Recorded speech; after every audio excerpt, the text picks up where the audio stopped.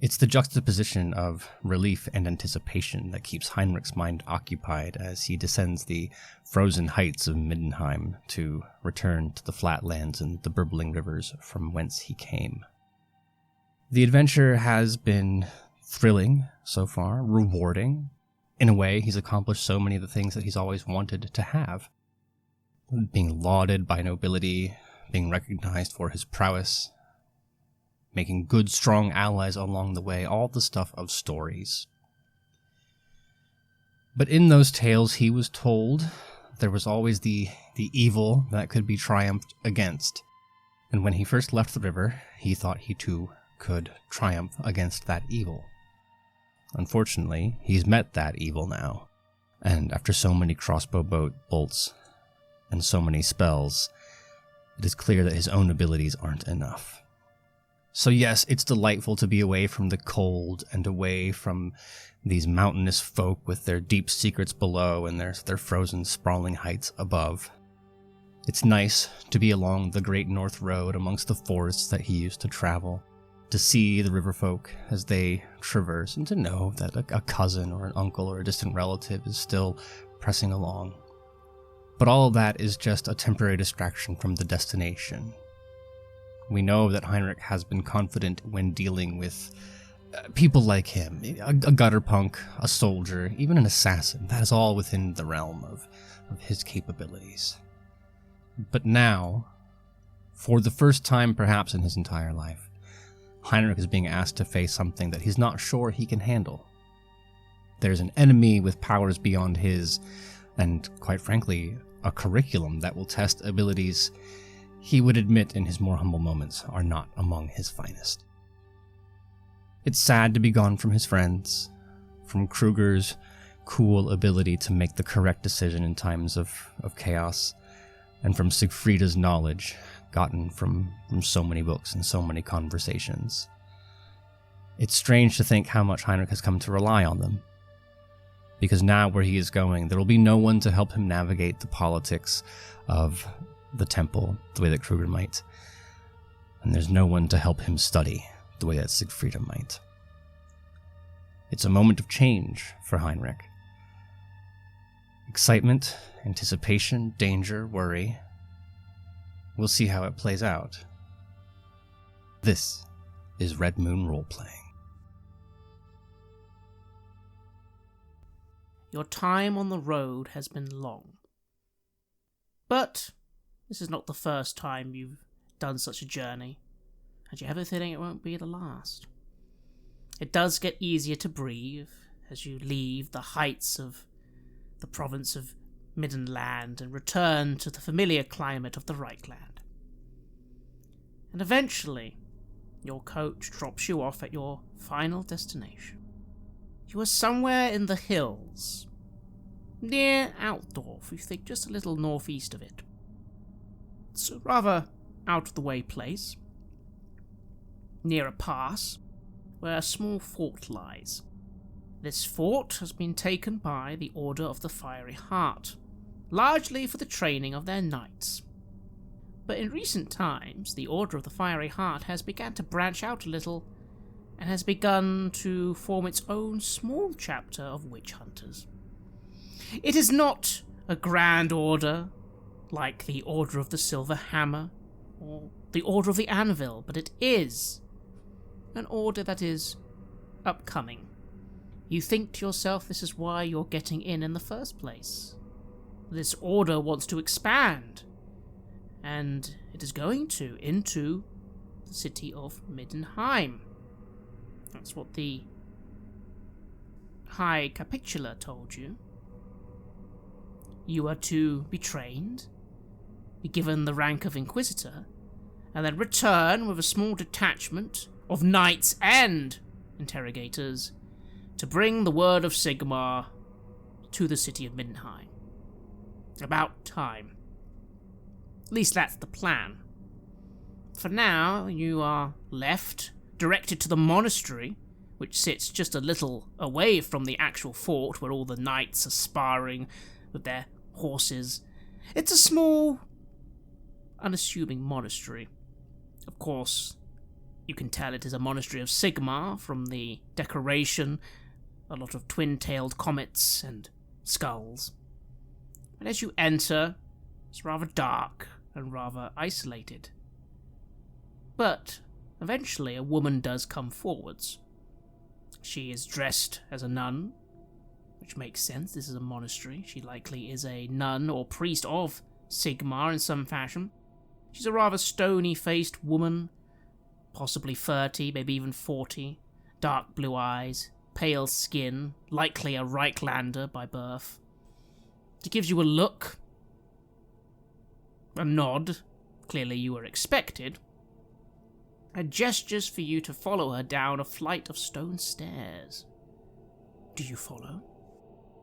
This is the last possible moment that I have to turn my back on this. There's definitely, it's not a long time, it's only a few seconds, but there's that moment where Heynrik goes to lift his foot off the ground to take that first step, the heel leaving the earth, and you just have to make that final decision. Is this it? But it has to be. So, whatever waits inside, of course, it's terrifying in its uncertainty, but Heynrik's nothing but not brave, and nothing but not brash. So, forward we shall go. You are led down into the cellars of this monastery. You are led down corridors. You can already see that this cellar is a lot bigger than it looks. There are several branching paths, and you can hear the sounds of activity and movement. There are people down in this cellar. Perhaps this is where the training happens. This is where the witch hunters are, and up above is naturally the actual monastery itself, the temple to Sigmar. You are led through a door, and this woman doesn't say a word, just leaves you. You find yourself in a dark chamber. There is some light coming from torches, but that's about it. It's dank, and the floor is damp. A man is waiting for you. He gets up, using a crutch. You notice he seems to be missing one of his legs. But he is a very tough-looking individual, a very thick brown beard. A bit short, but intimidating. Gives you a look. Heynrik Schilf. That's you, yes? Indeed. He slowly moves over with his crutch, and then extends a blindfold out to you. Put this on. Looking down at the blindfold and up at him, eyebrows a bit furrowed. I suppose it's strange, but you expect strange things. And I didn't come all this way to disobey my first order, so taking the blindfold, hands coming up behind my head, pulling it tight so it's obvious I'm following instructions. You take a moment to breathe. It's dark, quiet. And then you feel that change in the air, that movement of an incoming blow, which perhaps takes you a little by surprise. After all, you don't even have your weapons ready. But let's roll a weapon skill roll anyway, just to see how you do, at a -20. Basic weapon skill is good, but not good enough. Oh, just with the -20. It's not even close. Then you feel a hard blow to the side as something, possibly wooden, hits you hard. You feel another blow incoming, and this time, you're able to counter. You know how to fight, after all. But then 2 more blows come. You quickly realize that you're not alone. You can hear footsteps. You think there are 2 or 3 other people down here. An hour passes as you are beaten with what you learn later was standard wooden training sticks. You were able, of course, to counter a few times, but blinded and outnumbered, well, I think it's safe to say that this was very unfair. After this hour passes, your blindfold is removed, and you are simply told to return upstairs by this man, and now you see, yes, there were 3 other individuals here, a woman and a balding man, and they all just stand silently watching you. How do you feel? This is not a pleasant experience. Not pleasant, but but not, I guess, entirely unexpected. Well, I mean, it was unexpected that it happened this quick, but I mean, there's hazing on the river, and of course there's the stories of having to be tough. The Nordlanders who hang out in the winter without... this kind of thing it's not unexpected. I don't know that I thought it would come so soon. But I also am not going to show weakness. So, joints aching, of course, muscles sore. This person says return upstairs. Is this also part... Is this an order, or is this part of the test? Hard to tell. Your body aches, but they haven't beaten you badly, clearly. So they're just bruises, at least. But yes, hard to tell. Would you like to roll an intuition check? I would. I'm not certain I'll pass it, but I don't want to fail the first, like, oh, you don't want to be here, right? I don't want that. There we go. That is a 23 under 49. It must be. Everyone is looking at you silently, watching your every move. This is a test. It has to be. It's not a very fair test, but it definitely is a test, or a ritual, or something like that. You're not entirely sure, but your intuition tells you that, yes, okay, play the game. Go upstairs. Then, with an informed decision at my back, I shall. And I will do my very best to walk with strength. So even if something hurts, I don't want to be seen limping or slinking off. I have survived, and with whatever pride I can muster, and let's be honest, I'm Heynrik Schober, there's a lot of pride, I will return to the stairwell. That woman is waiting for you. She guides you once again, this time to a different sort of chamber. It is filled with relics of Sigmar, a shrine to Sigmar, and large bookshelves. She takes one book from the shelf and instructs for you to take a seat, and there is indeed a wooden stool at a small wooden table. If you do this, she begins to show you this book. She puts it down in front of you, on the first page, and with a wooden stick that suddenly comes from nowhere, points at it and then just lightly taps you on the head. Begin reading. Can I roll raw intelligence to see how well I can fake it? Because Heynrik can't read. You certainly can. Give yourself a plus 10, because you did learn a few words from your sword instructor. I was hoping that there'd be a few words and I could recognize it maybe as a prayer of Sigmar, and then I could just recite it from memory, but unfortunately, plus 10 would make my target a 37, and I have rolled a 51. You begin doing your best to read the pages, and you do recognize a few words. Sigmar, for example. You know how that's spelt. Easy one. But then there are quite a few other words that aren't quite up to standard. You stumble a little. You feel a sharp tap on the back of your hand as this woman hits you slightly. Incorrect. Don't lie to me.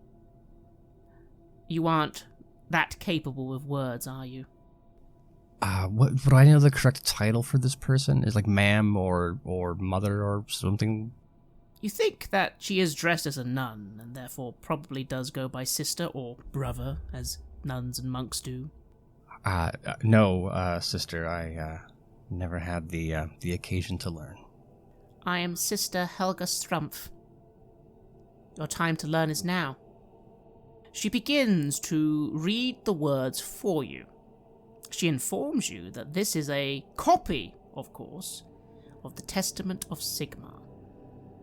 There is only one Testament of Sigmar, and you've heard rumour it is kept somewhere very safe by the Order of the Anvil in the Monastery of the Holy Word.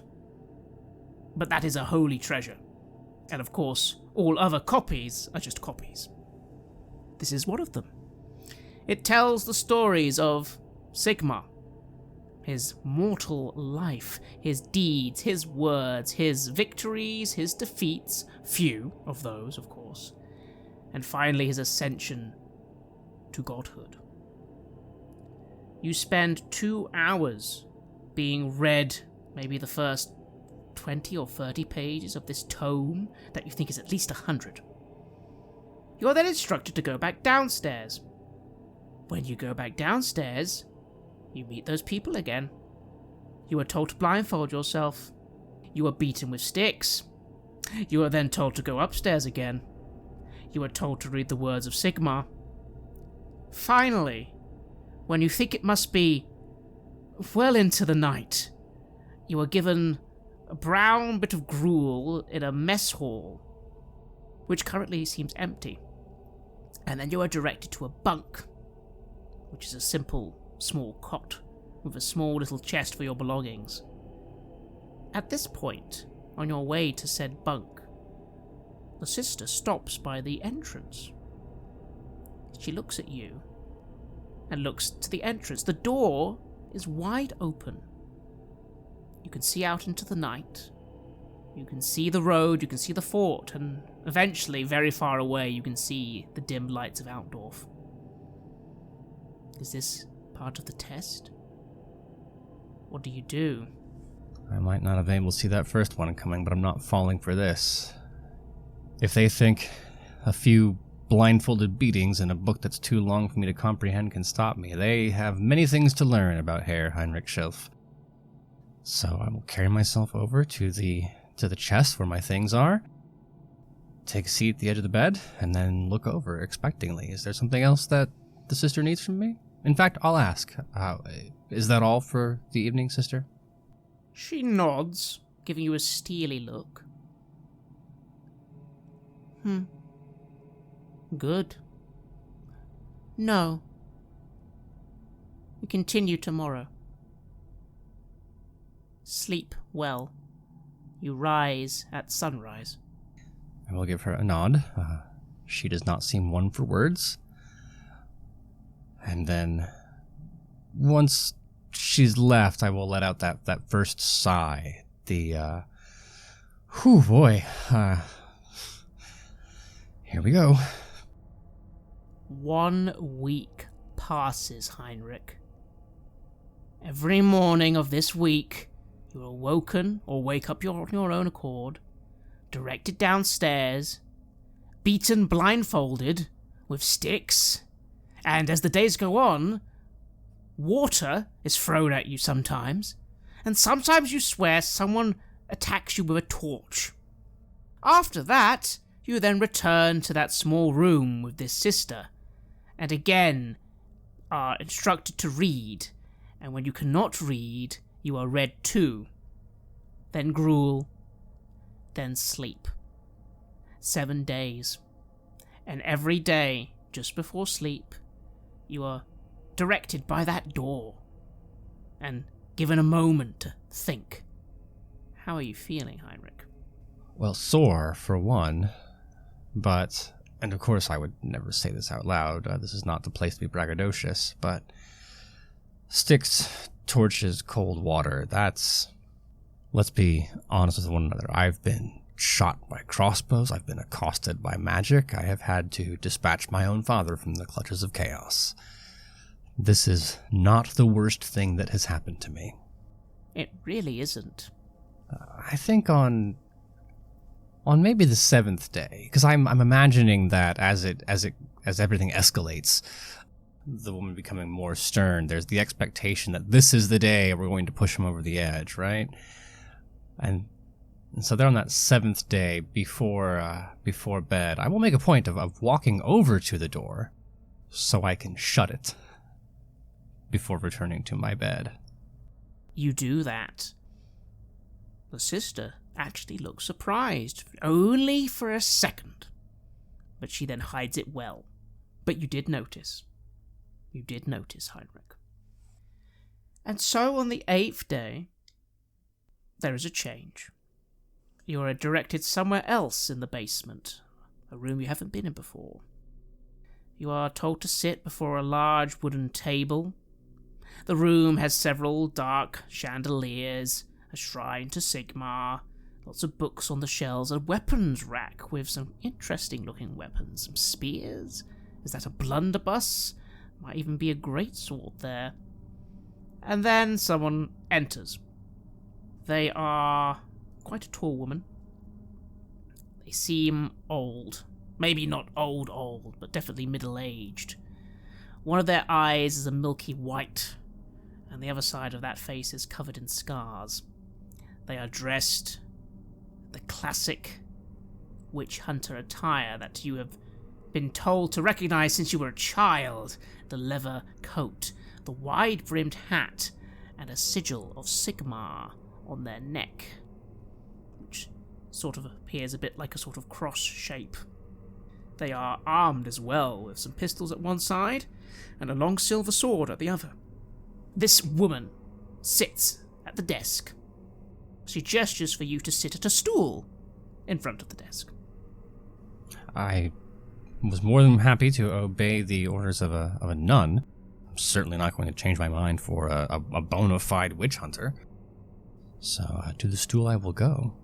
She takes a moment to look over a long parchment with some cobwebs on it, and there's even some sort of skull shape insignia that she then stamps on it. Heynrik Shelf. That's you, yes? Would I know this woman's title? No. Then a simple, yes, ma'am. I am Witch Hunter General Helga Uterbaum, but ma'am will suffice. I've looked over the reports about you, Heynrik Shelf. Hero of Middenheim, they call you. Now does not appear to be the correct time to brag, but I am me. So simple. That is what they call me. Will suffice. And I'm trying very hard to not sound a little smug about that, but I am failing at sounding not smug about that. She does not seem impressed as she looks you over. You've done well so far. I'll give you that. You have put up with our hazing. That's good. But I can see the ambition in you, Heynrik Shelf. You want glory, don't you? You want to be a hero, don't you? There are no heroes here. There is no glory here. There is only the service to Sigmar. That is all you are going to be. You are currently a worm in the ground, but maybe you can be more than a worm. Maybe you can be of use to Sigmar. But that is still a maybe. Do we understand each other, Herr Schilf? Yes, Witch Hunter General, of course, yes. I'm told in Middenheim you did good work. The reports say you took down some cultists. Good for you. How many witches have you personally fought? Do not lie. Do not brag. So I'm trying to think of the answer to that question. Hard to tell, Heynrik, if you're honest. You don't really know sometimes who's a witch and who isn't.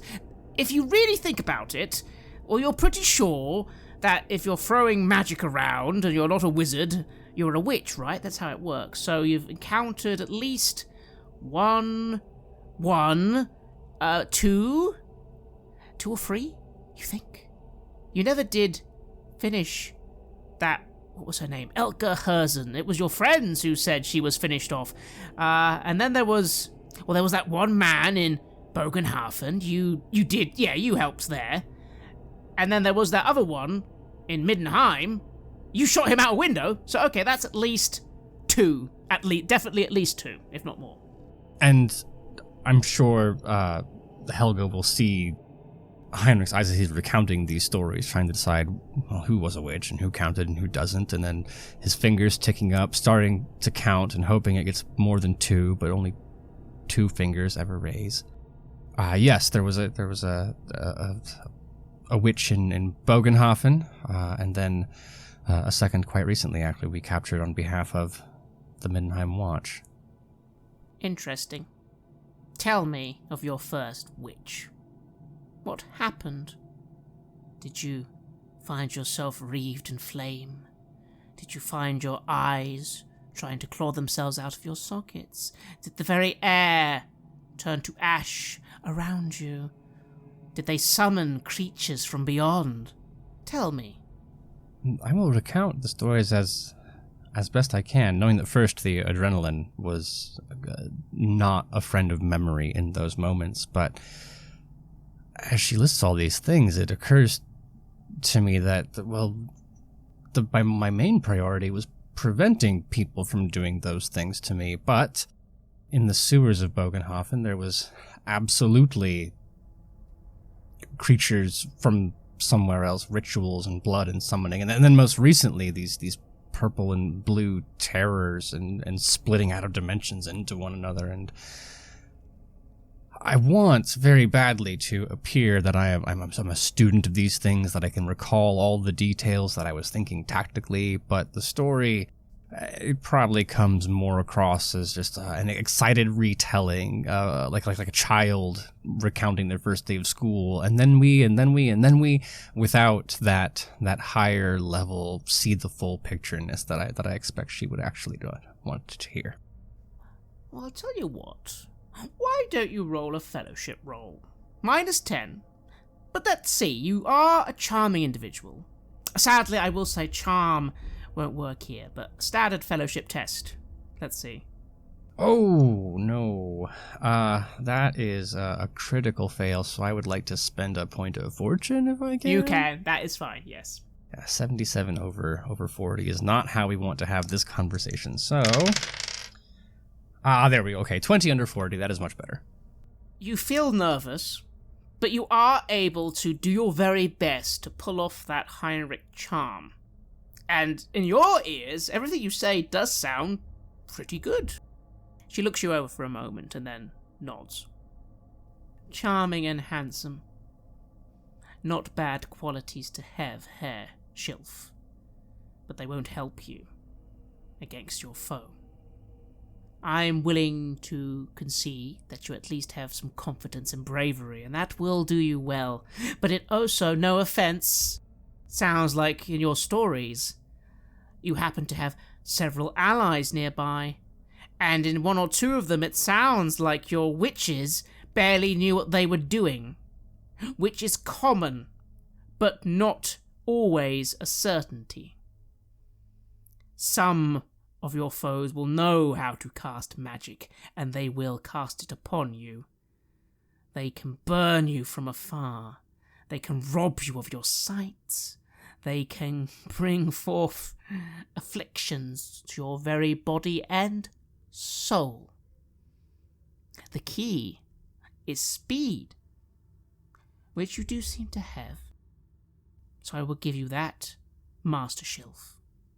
I want to appear that not even appear. It's obvious I am paying attention. I am taking the Witch Hunter General at her word. I believe all these things, and in fact, that's the why I'm here.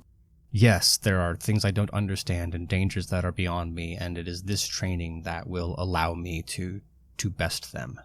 So, whatever Helga's looking for, she'll find a rapt student. There's of course bravado. I know I can handle the challenge once I am equipped, and I understand that her role is to equip me thus. She wrinkles her nose a little, looks over another parchment. I am to fast track you. I have been informed that you are ready not just for the role of Witch Hunter, but Witch Hunter Inquisitor. I have been told this by the High Capitular of Middenheim himself, Werner Stoltz. But we're not in Middenheim. We're not in Middenland. We're in Reichland. And we do as Sigmar decrees, not as Ulrich. Do you think you are ready to be an Inquisitor when so many others have already given years of service before they're even considered for such a title? Not only to serve, but to have others serve under you. And I, the one who is supposed to give this the affirmative, to welcome you into our order. Witch Hunter General, I would not presume to understand how you make witch hunters how you train, and I would never, of course, question your judgment. But I would also say that my ambition is to become a servant of Sigmar. And whatever acolytes show up here from all the parts of the Empire, I would think very few of them have had any experience with fighting chaos, let alone besting it, even in the modest circumstances that I have. And if it is our mutual goal to see my talents used to blot out the forces of the great enemy, to serve Sigmar, then it would make sense, at least to me, that we use them as best possible. I would hope that given a tool of a certain quality, you would use it for tasks that it's best suited for. You would not have a master blacksmith. Not that I'm saying I'm a master blacksmith, but you would not have a master blacksmith just hammer away at nails, right? They make swords, they make armor. And you get the what's happening now is Heynrik is trying to make an argument, but also you want to be confident, and I have done these things, but I also know that bragging isn't the right way to get through to this woman, and it comes across muddy like that. There's an intent, but I'm not communicating it incredibly clearly. Maybe not entirely clearly, but you are a charming man, and you are telling the truth. After some time, she says, "We do need people in Middenheim. They are misguided. They need us to show them the way back to the light. Their recent problems are evidence of that. This Purple Hand cult being able to seed so deep." She crushes her fist a little. "If we were in control, that would not have happened. But we have less control these days than we used to. Especially our order. We are not the Silver Hammer. We are not the Anvil. We are looked down upon sometimes. Something I'm trying to change." "Very well. You had something to say?" I did not. There is a thought, but I did not want to bring it up because I don't think this is the moment to commiserate. But that small little piece, I do know what it's like to be looked down upon despite your talents, Witch Hunter General. "Your training will continue. You are not going to get a Inquisitor seal today. You're not going to get it tomorrow. But maybe you will earn it. You're dismissed." No need for further words. I will stand as immediately as possible and then return to whoever had sent me. Am I supposed to report back to the sister or the beating room? You are able to find your way and be directed to where you're expected next. And so it continues. For days, for weeks, for months. However, while the training does not ease in any way, it does at least become slightly more varied. There are openings now. There are more than just blindfolded beatings. There are trainings with gunpowder. There are athletics courses. There are riding instructions. And there are the words of Sigmar. And prayer to Sigmar. You are expected to at least pretend to pray for at least an hour every day. But the training does become more varied. You begin to learn a few of the people who are training you by name. Bors is the man downstairs, a veteran of the Imperial Army, and a witch hunter of some repute. At least that's what some of the other trainees say, because finally you do begin to meet some others. There are other people here who are being trained as well. Their training is even more basic than yours, but that apparently is how it normally goes. You know Sister Helga Strumpf, and you begin to become acquainted with some other young trainees, although you had a feeling that eventually they might be your subordinates. One individual is known by the name of Emmeline. They are quite a tall and quite muscular individual, but there is an androgynous nature to them. They keep their hair short. Their fashion sense is very simple. They are Altdorf peasant. But they are strong, and they are quick. And during your prayers to Sigmar, you notice they are always quite fervent in their prayer. There's also another woman, you think she's a bit older than Emmeline, maybe even older than yourself. She goes by the name of Bertha Sprent. You notice she actually seems to be conducting a lot of prayer with the sisters. You initially thought she was another sister, or maybe even a priestess, but you notice her down in training as well. She does seem to favour a bow, and apparently she is a witch hunter trainee as well. Now the question is, during this time, Heynrik, you are afforded a very small sliver of freedom. You are not, of course, allowed to leave, although it is okay to step outside the monastery for every now and then and get some air, and see the knights trading at their fort, their horses and their flags. But there is some freedom. Freedom to pursue things. In these 3 months, is there anything extra you would like to try and accomplish? Is there any special training you'd like to ask for? Any characters you'd like to learn more from? What would you like to try and do as you realise that you do have a little bit of freedom in choice now as the months go by? I think it's twofold.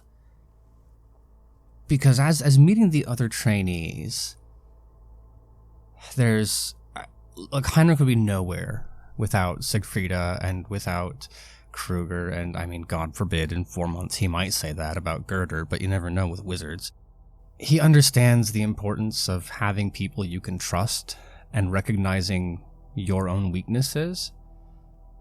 And so as he interacts with Emmeline and with Bertha, there is the recognition of here are skills I have and here are skills that you have. So when it comes time to talk with Bertha, I imagine it's because he recognizes that she is so fervent in her prayer, but also educated. When the text is there, you know, she's dragging her finger across the page because that's what she's been told to do. But I can tell that the words are coming from memory. And I would hope that I will find this thing that we can help each other. So I wonder if she would be willing to give me that extra instruction so that perhaps the next time I go in front of the sister, I get a few less smacks on the hand. She is an oddly kind soul, despite the nature of your occupation. She tells you what she can, but she does recommend that if you truly wish to learn more, perhaps you can request archive access. But she says that she doesn't need to know much more than the words of Sigmar. But she would understand if someone of your possible rank will need it.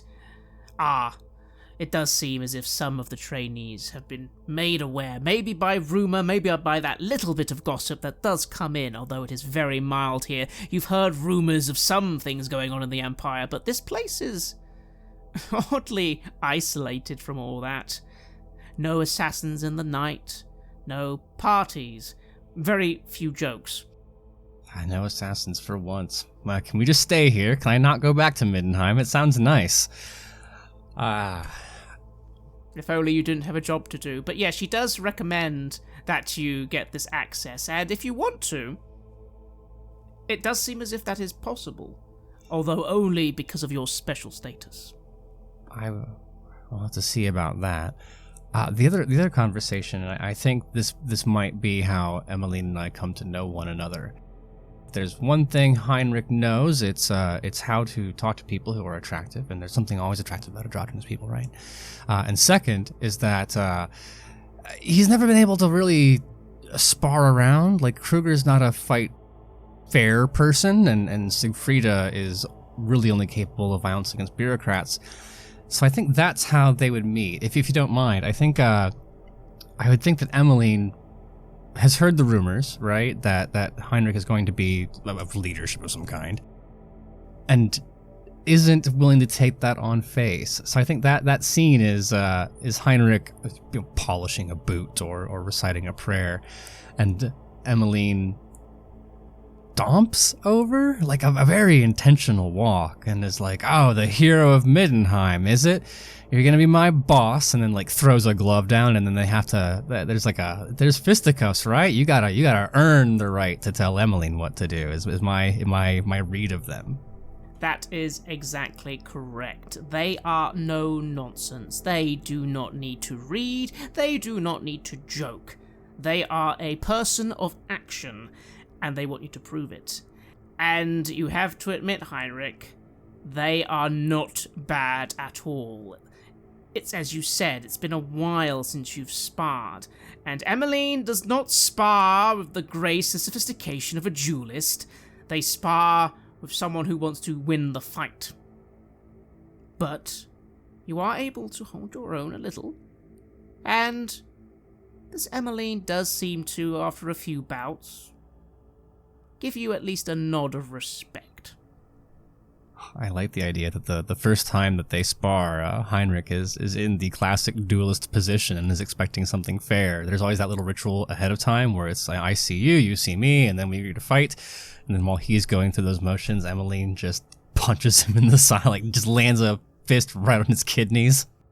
That is exactly how it goes, Heynrik. But you actually think that of all the people here, this one maybe has some respect for you. Not that the others don't, but they really don't show it. Are you beginning to miss just a little the funny stories of Kruger, Sigfreda's observations? Here everything is as it should be. There is no questioning of anything. There is no debates. There is only the deed and how to do it. I expect over time. I am not stupid, and I'm not smart enough to read, but I'm not stupid enough to challenge the training, right? I think that now is not the time to say that, following the strictures letter by letter is a great way to study and a terrible way to fight, right? But of course, the camaraderie I missed. There's something beautiful about the irreverence and the meals and the drinking, and that's to say nothing of the skills that Sigfreda and Kruger bring to the table. But I also know that our little trio didn't start that way either. It took time, and if these are to be my subordinates, there will be a place in the future to say, okay, I know that the book says we do it this way, but does that seem like the best idea right now? And it's only a matter of time before they meet Kruger and Sigfreda, right? Surely they will be shaped by my compatriots much as I have been, so there'll be a time and a place for that. I think I also want to know if there's someone who can tell me what the fuck those purple and blue things were. That is the archive. Oh, right, okay. Then yes, between Bertha's suggestion and the desire to know what in the Nine Hells happened would be the other little adventure that Heynrik's brain's going to go on. It takes some time. You have been told a few things by Sister Helga, which, again, you've noticed is the same name as the Inquisitor General, but no one seems to find that funny other than yourself. But her instruction is what you'd expect. The witch is a master of deception. The witch is a master of intrigue. They will never fight fair. They will never fight with honor. They are the servants of the arch-enemy, and if you are not ready, if you do not move first, they could burn your very soul. But all that, to a point, isn't that helpful, and you do request a bit more information. You have a few meetings with the Witchfinder General, and she does approve your access to the archives, although she does add a little caveat, saying, just remember, knowledge is a double-edged sword. You may think to know more of the enemy will give you an advantage, but I can assure you, the more you know of the enemy, the more the enemy will know of you, and the more likely you will lose your very soul. Always remember, it is Sigmar whose will you follow. It is Sigmar's word that matters. The words of anything else are nothing. That includes scholars, doctors, science folk, learned people. They think they know better. They don't. But I will allow you to read some of the texts. You will be watched by the librarian, and you will, every day you enter that archive, spend an hour of prayer before Sigmar, begging for his forgiveness that you have to sully your soul with such knowledge. Is that understood? Yes, absolutely. No question in my mind. I will follow all of the instructions as closely as you command. And so you're directed to the lowest level of the monastery. Here there's a librarian. Librarian Oswald. A very old man. Very deaf, keeps repeating himself. But he does seem to know some things. He allows you to read text, and if you can't read them, he will cite some of the knowledge to you. Everything in this place is approved by the Church of Sigmar, of course. You are told that a lot of this stuff is still highly confidential, and that if you are seen or heard to be spouting this to any single person you meet, there might be consequences. But you are allowed to know a few things. You are allowed to know that the archenemy is vast and deadly, situated largely in the north, the cold north, far beyond the Empire, far beyond even the lands of Norska, where the great portal is said to lie. Demons. They come in many forms. Most lesser demons, simple, nasty creatures, but still extremely deadly. Then greater demons, beings of legend, things you are told to hope you never meet, for they normally are the leaders of great armies. But there haven't been any great armies for a while now, not since the Great War of Chaos. No, they're all being held off for now. You are not told the names of the gods of chaos, for that is unnecessary information, you are informed. But they have nicknames. The Great Unclean One, the Bloodletter, the Architect of Fate, the Prince of Pleasure. They have different spheres, different signs, different ways they corrupt their followers. But at the end of the day, Heynrik Schilf, the one thing you were always looking for, you are finally given.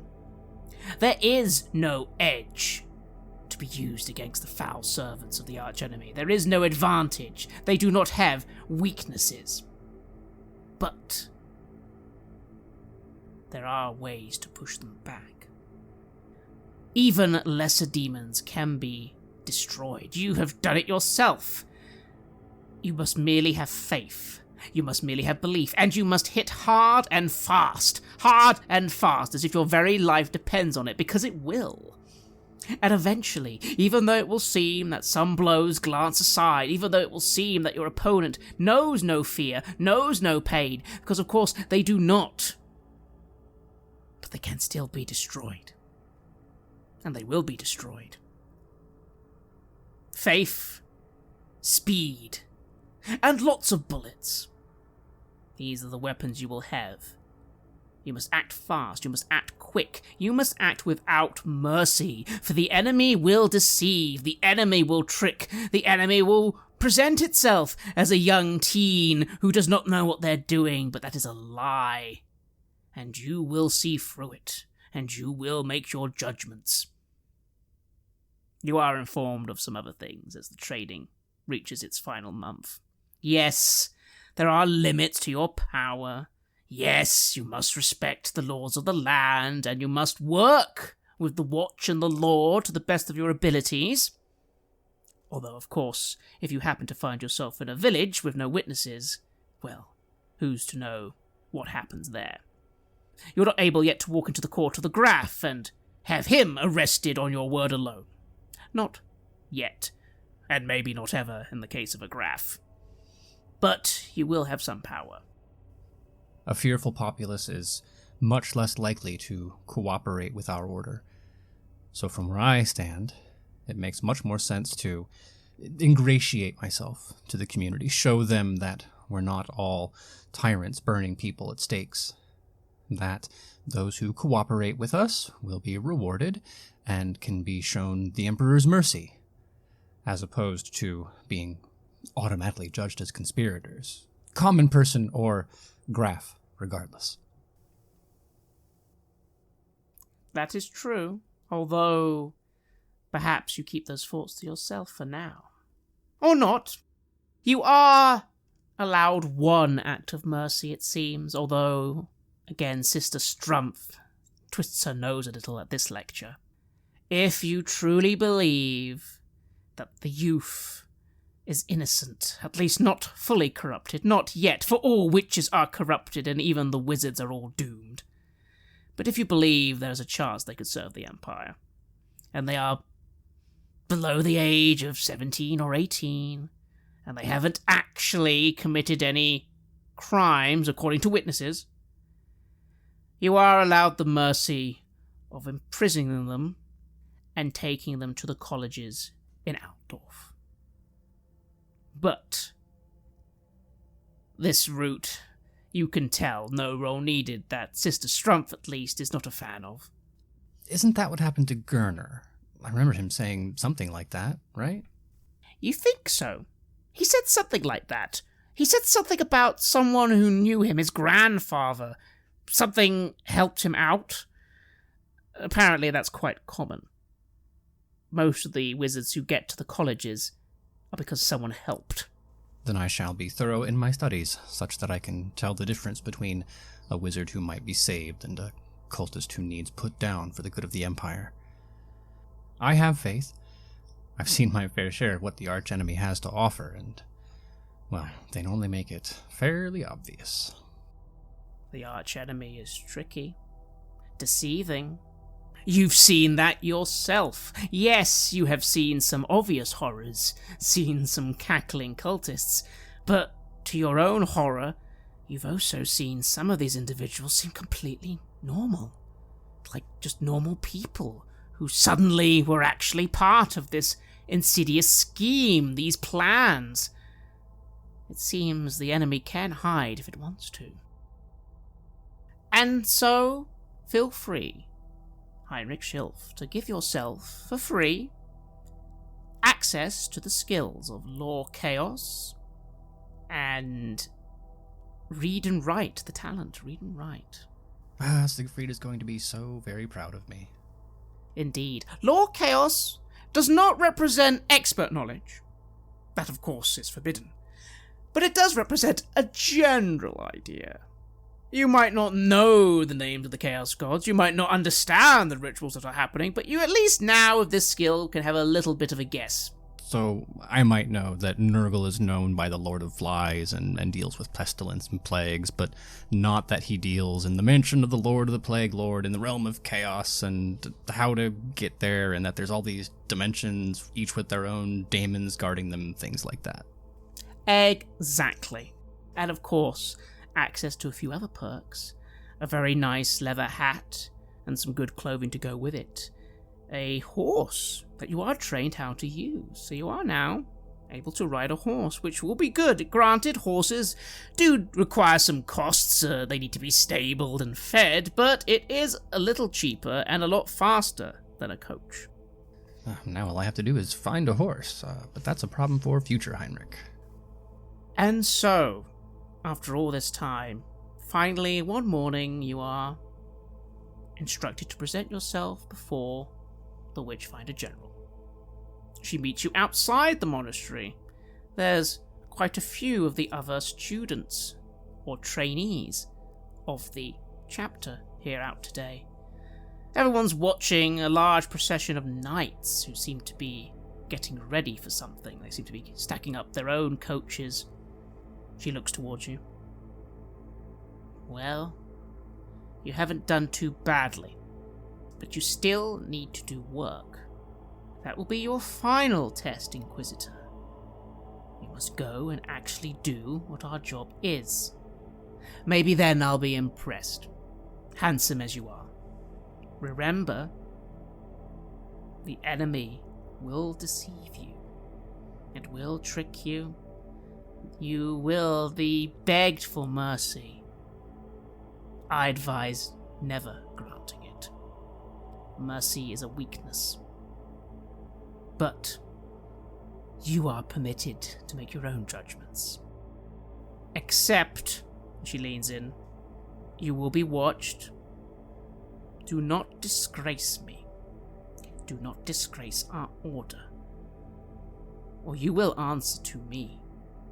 Is that understood? I think I'll take this opportunity to actually impress her with the amount of studying that I've been doing.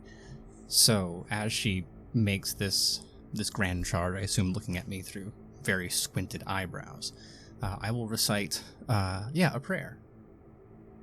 Of course. My devotion is my shield, it guardeth against the lie. My faith is the hammer of reason that strikes down untruth. The light of Sigmar shineth through me, and before me no darkness shall prevail.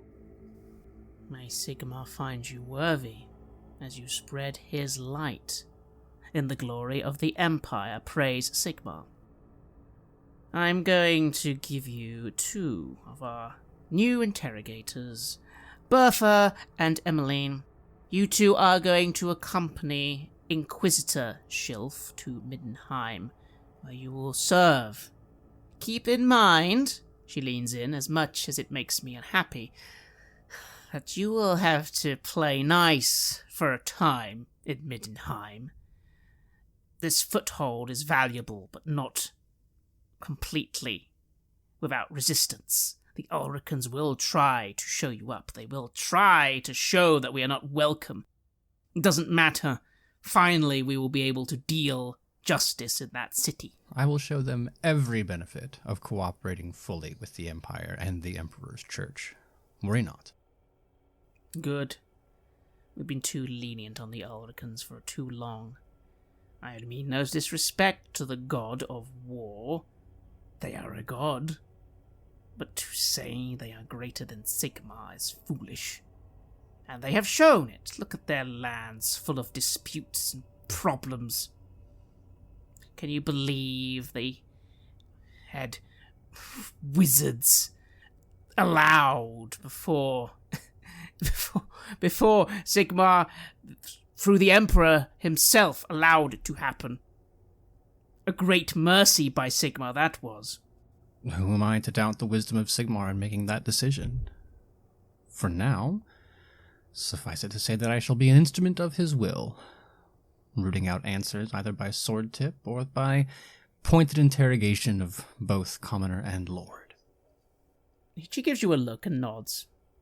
You are able to speak your mind, Inquisitor. You aren't just an interrogator, you do have some power. That sigil you wear now shows it. You can bring any peasant, or even some with evidence, to trial. Though again, she sighs, especially in Middenheim, you will still need to work with the authorities. Now that shouldn't be too much trouble.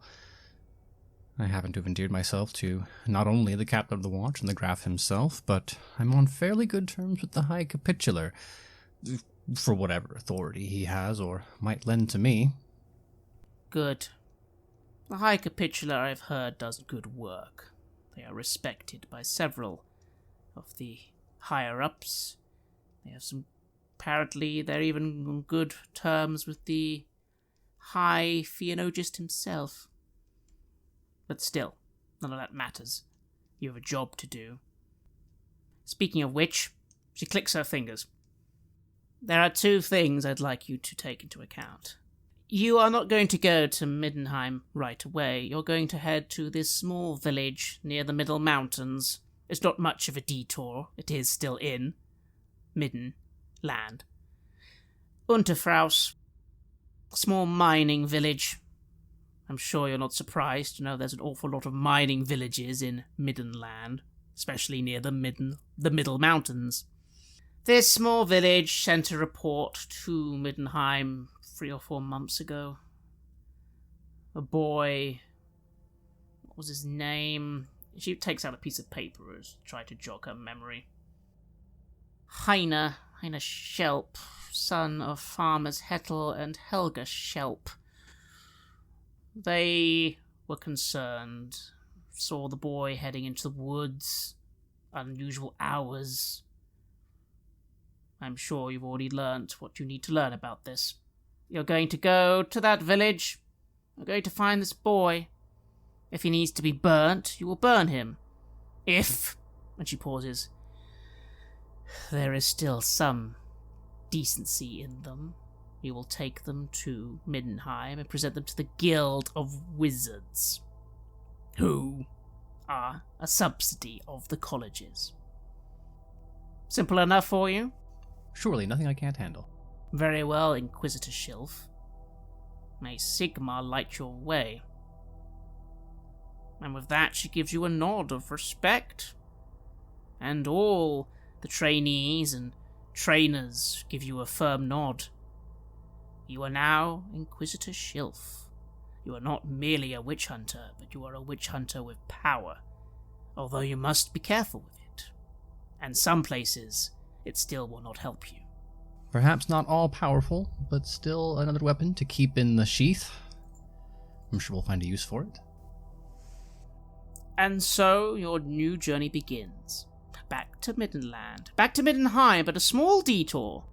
Heading east to the Middle Mountains, which border the eastern border of Middenland. A fine mountain range indeed. Although quite a dangerous one. Plenty of mining opportunities, but deep in the mountains, it is said there are several abandoned dwarven holds, goblin hordes, trolls, and other monsters. Emmeline is in good spirits. They are happy to be out on the road, and now you're away from the very rigid structure of the monastery, they even seem to have a bit of humour, finally.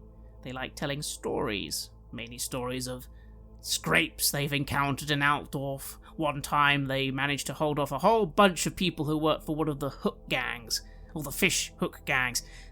Something weird. Apparently that's what the criminals call themselves in Altdorf. Doesn't seem quite as intimidating as the Low Kings to you. Bertha is a more serious individual on the road. Kind, and has a little bit of first aid knowledge it seems, but they seem quite content simply to listen, and occasionally, every morning, and every evening, pray to Sigmar for at least 10 or 20 minutes. I think, at least to the best of my ability, I would pray with her. Not to like show her up or anything like that, but more about building a sense of common understanding, showing her that I am invested in the same things and that she can trust me in the broader sense because our motivations are the same. I'm sure she has to correct me quite a bit, though. And finally, after several days, you arrive in Unterfraus. At least, you think you do. This is where the map says it should be. But there is something very wrong, Heynrik, as you arrive in this small mining village.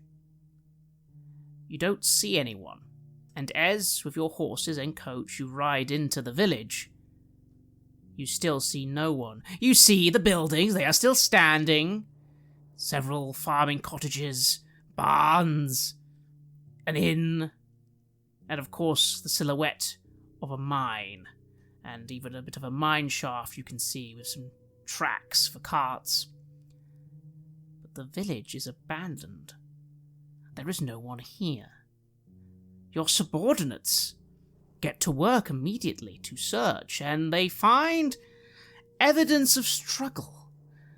Some of the houses do have scenes of a disturbance. There are knocked over chairs, there are bowls of food on the floor. The inn seems to have had some struggle where someone tried to barricade the door, but no bodies, no people.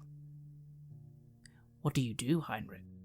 Aside from the general sense of disarray, are there any signs of magic about, like scorch marks from something that isn't a torch or anything like that? Blast marks, anything? No signs of magic. Signs of struggle. There is evidence here, no role needed, that some people struggled against something. There are a few tracks in the ground, but it's a very dry area, very stony. some tracks lead to the mines. Well, the tracks are definitely 4 at the front of my mind, but it would not be very prudent to charge directly into the side of a mountain without investigating the town first. So, hand on my sword, I will glance with my companions and start doing what an Inquisitor should do, giving orders.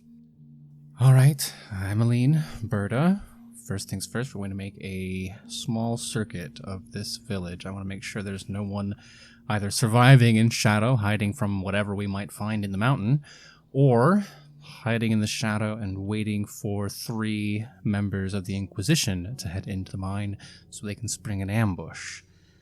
Keep your eyes open, hands on your weapons. Let's make sure nothing gets the better of us. Emmeline nods, saying, I don't like this, Inquisitor. Could a witch have done all this? Bertha chimes in. I know not, Inquisitor, I know not, Emmeline. But this is not good. I sense disorder here. It is not natural for people to be taken from their homes such a way. Not natural at all. I understand your concerns, Interrogator, but that which is unnatural is exactly why we're here. But if we haven't found anything in the village, I suppose there's only one more place to look. Shall we? You head to the mines. They are dark, cold. But your exploration doesn't go nearly as far as you were expecting, because as soon as you reach the first junction, what seems to be the main thoroughfare, at least that's what you think, and Emmeline, who apparently does know a little bit about mining, apparently their parents were involved in mining, does say that, yes, this is the main thoroughfare. It's blocked off. Completely. There's been a cave-in. The rocks have fallen in such a way. But then Bertha does gesture to marks on the ground, and she says to you, Inquisitor, can you smell black powder in the air? I think this wasn't a natural cave-in. Do I need to roll for this? Do I smell black powder? When she mentions it, yes. And when you look, those are black powder marks. This was a man-made cave-in. Or at least, someone or something used maybe more natural ways of detonating things. You can see traces of black powder and bits of barrel. Okay, that's interesting. I don't know if it's unusual. Does it look like it was something set by people on the outside to keep something in, or people on the inside trying to collapse it so nothing got out? Roll an intuition check. +10. As you have people helping you. Yeah, that is a success with 4 success levels. Black powder charges in a mine. Somebody or something collapsed the mine. That could be sealing something away. That would make perfect sense. After all, it's not as if things inside the mine would want to seal themselves in. That would be strange. And yet at the same time, you're worried because where is everyone? Some of those tracks led in here, and you've still not seen any people. But something definitely did seal this way, either to seal the mine off for the good of everyone else, or to seal it so that nothing could follow them. But as you're thinking this, Emmeline does point and bring a finger up to their mouth just for silence. And as you are silent, you can hear something. There's a junction to the left. It goes through what looks like a mining barracks. You know, there's a few tables and chairs. Perhaps this was where the miners took a break or two, near the exit, of course. You heard a sound. And as you all 3 of you go in that direction, carefully and quietly, you'll see someone has made a very crude barricade. There's obviously one more chamber or room, and someone's behind this little barricade. You heard them. Your 2 subordinates look at you. What do you do, Heynrik? Well, I am the Inquisitor, therefore it is my responsibility. I'm not going to send my subordinates forth into what might be a trap. Heynrik Schilf is the kind of man who leads from the front. So I will have one hand on the hilt of my rapier and the other on my pistol, and we're going to go forward. Then you lead the way forwards. A very simple barricade has been erected before you, but it's very simple. You notice in the dark here, you've been careful to keep your torches low lit. There's a little light coming from behind this barricade. There's someone here. And they're trying to be very quiet now. But you've heard them already. What do you do? Whoever's hiding, my name is Heynrik Schilf of the Inquisition. If you are friend, show yourself so you might tell me what's taken place in this mine. If you are foe, show yourself so I might put you down. The voice that responds is young. Not a child's voice, but maybe a young teenager. I didn't do it! Leave me alone! I didn't do it! Not me! Leave me alone! No, don't leave me alone! I assure you, I mean you no harm. If you are indeed an innocent person, then you have nothing to fear. But if you insist on remaining uncooperative, I will have to assume that you are in league with ruinous powers. And in that case, it's either steel or torch that waits for you. Then roll an intimidate check. Yeah, I can do that. Give yourself a plus 20 if you proceed to kick down this barricade, which will be quite easy. Oh, I don't want to kick it down in case it's a trap. But I did get 3 success levels. Then you do not move forward just yet. You simply make your commands. And the person whimpers a little. You can't kill me! It says you're gonna kill me! It says you kill people! No, I tried to help! I tried to help everyone, but... No. And then you hear... Is he talking to himself when he says... No, he won't. Please don't kill me! I didn't do it! If you didn't do it, then you have nothing to worry about. If you did do it, or you know who did and you insist on not telling me, then you have plenty to worry about. Come on now. How are we going to resolve this? You feel the barricade begin to move away. Emily withdraws and quickly withdraws their hammer, looking at you very carefully. They whisper, "At your word, Inquisitor, I am ready." And Bertha takes a bit more distance. She prefers the rage after all. But they are ready to kill if you command it. No, I sincerely hope it doesn't come to that, but I'm also not so much a fool that I'm going to tell them to let their guard down. But I'll take a hand and just gently hold it out to the side, a little gesture of stay calm, hang on, we've got this. But I'm certainly not letting my guard down. I'm keeping my hand on my pistol, ready to do work if the need arises. Indeed, you do see yourself facing a young 18 to 19-year-old boy, man. They are covered in grime and dirt, scratches. They are scratching their arm as they reveal themselves in the dim light, and now you can see there's a small bit of a fire on their end, very small, and you're surprised it isn't smoking the place out, but there must be a natural exit for the smoke here. It makes sense. You look behind you, this is a place where people ate and cooked food once, so there must be some ventilation built in. Well, this seems like a perfect time to try out my new Lore Chaos skill. Is there anything about this boy that reeks of sorcerer to me, or are there any etchings, any evidence further in the barracks that might suggest he is not being entirely forward with me about his intentions? Please roll Lore Chaos. Give yourself a plus 10. Oh, that's a success, but just barely. 0 success levels. The way the teen presents themselves, they could be suspicious. Demons can possess people after all, especially witches. But that in itself isn't damning. But you notice on the ground, near where he has made his barricade, there is some sort of symbol. Something has been etched into the ground, and that is not a symbol of Sigmar. You do not know exactly what symbol it is of, but it is definitely something fell. And it's at the very entrance to this cavern. He's standing over it right now. But something is very amiss here. The teen gets down to his knees and lifts his hands up. Please, no, surrender. Just don't kill me. I didn't do it. It wasn't me. I tried to tell them. I tried to tell Ma and Pa, but they didn't believe me.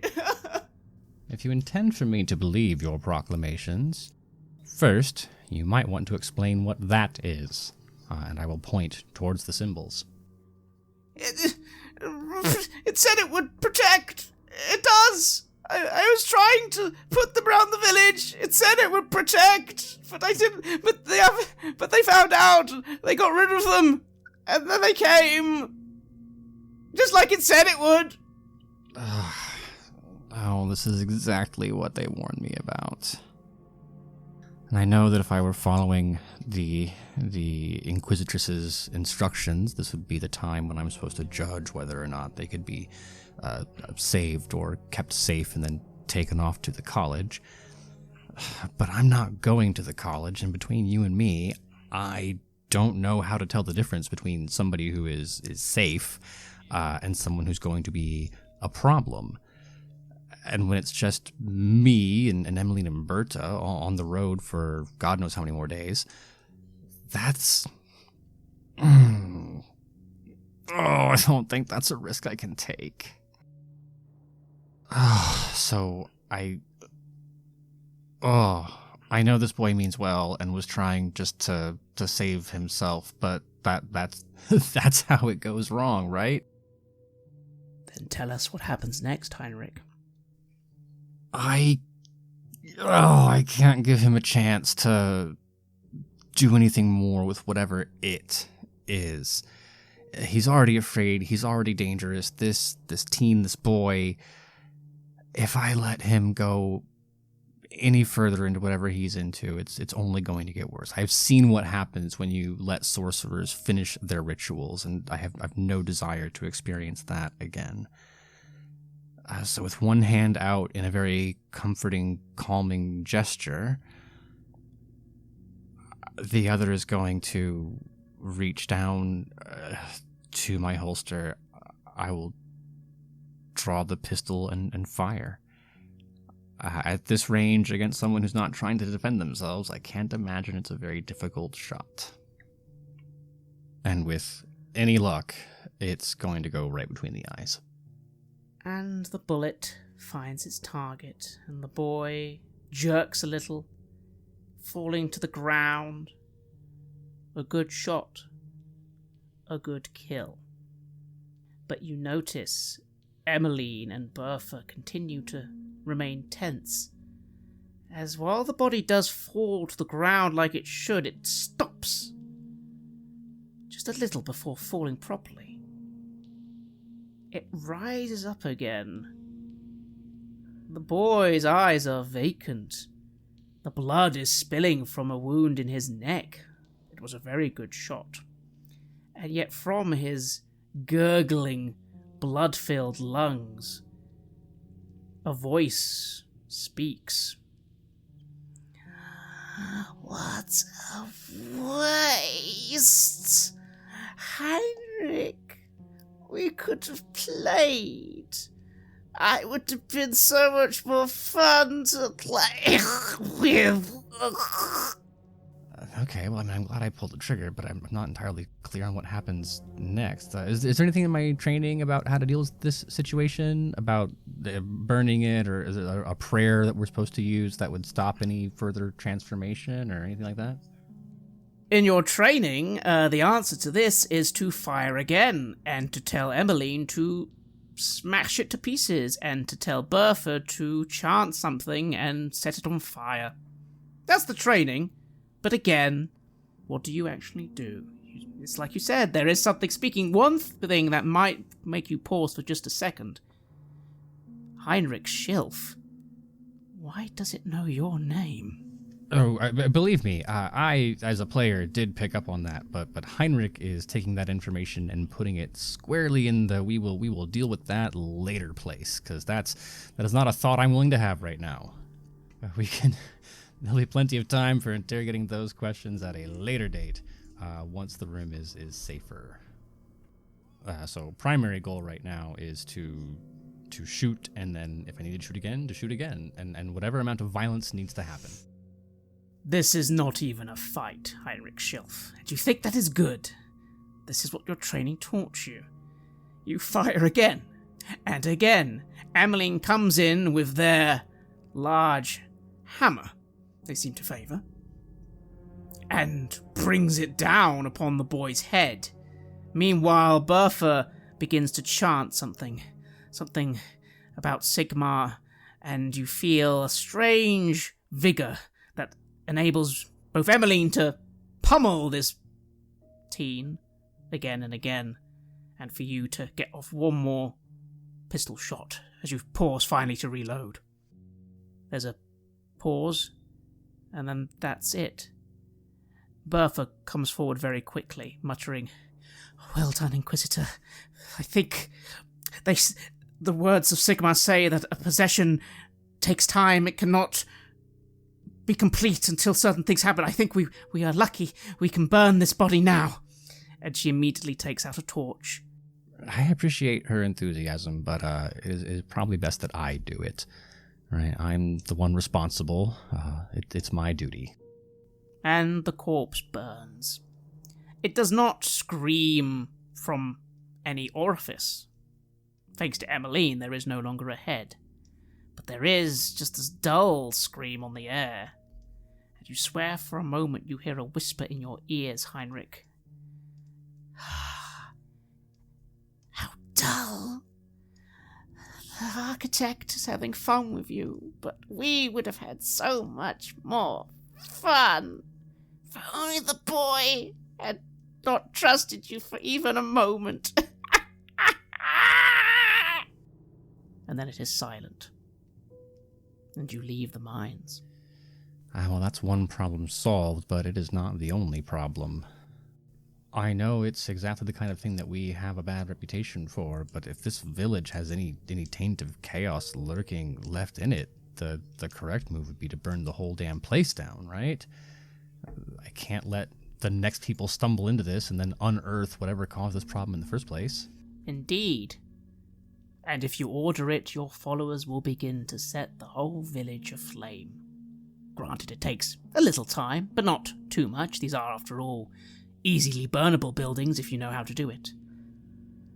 But Emmeline does pause at one point and gestures to something near the mines, saying, "Inquisitor, we don't want to burn that. Let's get that one away." She's pointing to a barrel. A barrel of gunpowder. Black powder, you open it.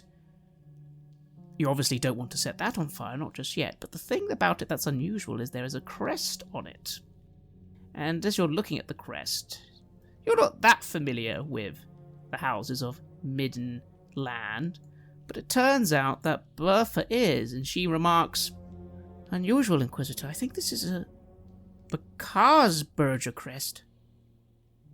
A house, Karsberger. I think they're with a noble family. I'm from Reichland as well, but I've learned a little of the houses of Midden Land." I must admit, Interrogator, that this is a bit outside of my expertise. Perhaps you could explain to me why this is unusual? Doesn't make much sense, Inquisitor. This looks like... often when noble houses mark their gunpowder, it's because it belongs to them. It's for their forts, their castles, their... I don't think this village is in their territory. This shouldn't be here. And in fact, as you look at it, it seems like it was on its side. Is it possible that one barrel of gunpowder was not in the right spot when, somebody set off an awful lot of gunpowder to block a mine? Well, in that case, I can add it to the list of questions that I have for when we get back to Middenheim. it's a bit funny. They said not to go immediately leaping at lords with my inquisitorial powers, but we seem to have here chaotic activity with an unusually placed barrel of unusual powder from a source that has no business bringing it here. And my head can explode with possibilities at this point. There are 100 things that it could be, but the fact that, 3 or 4 of those things are probably bad news, that's going to be a fun conversation to have. But we can't have it until we are in Middenheim, so I suppose it's time to get to the road. And so you make ready to leave the burning village of Unterfaus. A strange first mission. You've killed a witch, that much you are sure of. But what happened to the people? Why was the mine blocked off? Why is there a Karsberger gunpowder in this place you're told is not anywhere near their lands? Granted, you are in Middenland, but no, apparently their territory is much further north. All you know is it's time to head back to Middenheim. And, well, as you eventually get back to the city, and you are greeted by faces, fearful faces, distrustful faces, you will make your report to the High Capitular, and you will be informed that you are ready to carry out your duties. But you will find yourself a free moment in the evening, and it will occur to you that if anyone knows how to solve a mystery, it's Kruger Hoffman and Sigfreda. But you don't know where Kruger would be. But you think you remember Sigfreda's address. She had a new place, a place where she was going to be a doctor. You have a free evening. What's the harm in visiting an old friend? Oh, I have a tremendous amount of things to speak to Sigfreda about. That would be the absolute first place that I would go. And besides, she needs to meet my 2 new friends. Interrogators, if you would please accompany me, there's someone I'd like you to meet. And they'll nod and accompany you into the night as you seek out a new friend and, well, get ready for your future as an Inquisitor in the city of Middenheim. Surely, things can only go on the up from here. You have listened to an episode of Red Moon Roleplaying, where we play the legendary campaign The Enemy Within for Warhammer Fantasy Roleplay 4th Edition, published by Cubicle 7. In this 4th part of the series, we are tackling The Horned Rat. Joining us as players in this series are none other than Aaron Hammonds from Queen's Court Games and our dear friend Matthew Dawkins. The music was made by Flowers for Body Snatchers, Wordclock, Minotron Omega, Aegersonus, Apocryphus, Halgrath, and Northumbria, featuring a number of collaborations with other artists, and was used with permission from their label Cryochamber. Check out their website at cryochamber.bandcamp.com or their YouTube channel for some moody dark ambient for your gaming table. We'd like to give massive thanks to our champions of the Red Moon, Martin Heuschober, Simon Cooper, David, Julia, Camilla, Bob Lange, Cameron, Antxon, Graham Barey, and Doug Thomson for their generous support. And we would of course also like to thank all of our other patrons. Without your support, the show would not be possible. If you want to support our work, please check us out on Patreon. You can get access to bonus campaigns for Cult Divinity Lost and Coriolis there, as well as get early and raw access to all of our recordings. You can also hear your name read on the show as a champion of the Red Moon, as well as play Cult with us. Most importantly, that support is what keeps the show going, so do check us out there. Thank you again for listening, and remember that Skaven are definitely not real, and even if they were, the Emperor has already dealt with that threat.